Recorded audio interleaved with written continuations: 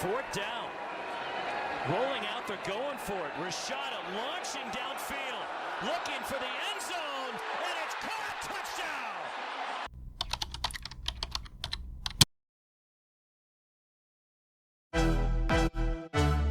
All right, so we got my man Clark here, man, joining us on ontourrmedia. St. Louis, all the way out here, man. You're watching both ways. What do you got to think about the game?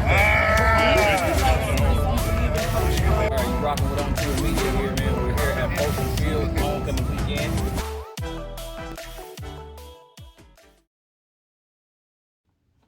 Welcome back, On Tour family. We have breaking news. Georgia quarterback Jaden Rashada is suing Florida head coach Billy Napier and Gators booster Hugh Hitchcock for fraud over a failed $13.8 million NIL deal. If it's your first time here subscribing to the channel, please be sure to go ahead and hit that subscribe button for me. Smash the like button as well. Let's get into it.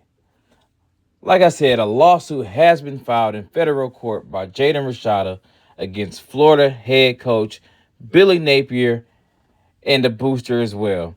Dating back to November of 2022, Rashada signed a $13.8 million deal, which influenced his decision at the time to pass on the University of Miami and attend Florida University.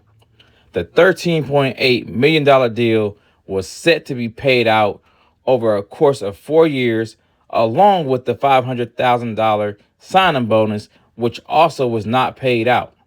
In fact, the contract was then terminated, and a letter sent December 6th of 2022.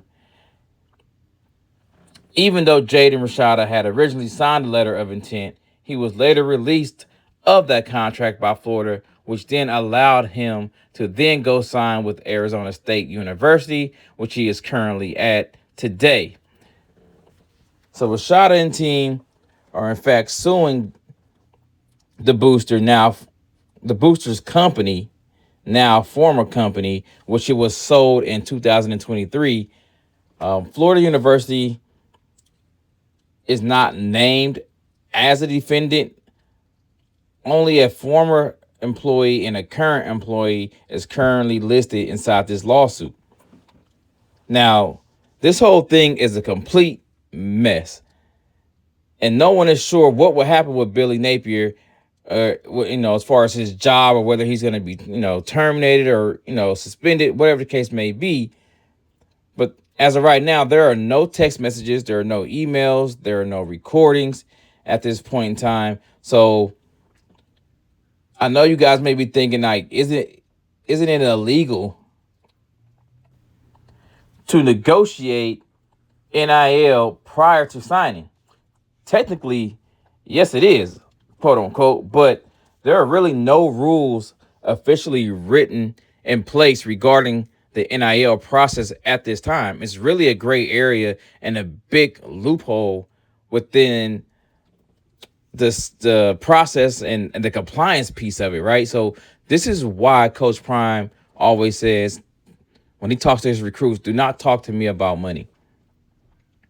If you're not coming here to play football and focus on football, I don't want to talk about that. Talk to somebody else about that, because this is a complete mess. I mean, 13.8 mil? That's crazy. Like, I didn't even think NIL got that in depth when we talked about a price market.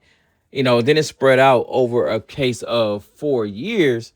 I mean, so you're looking at, man, an average of, 3 point something a year, man. Like, that is crazy to think about the aspect in that within itself. And who's to say that,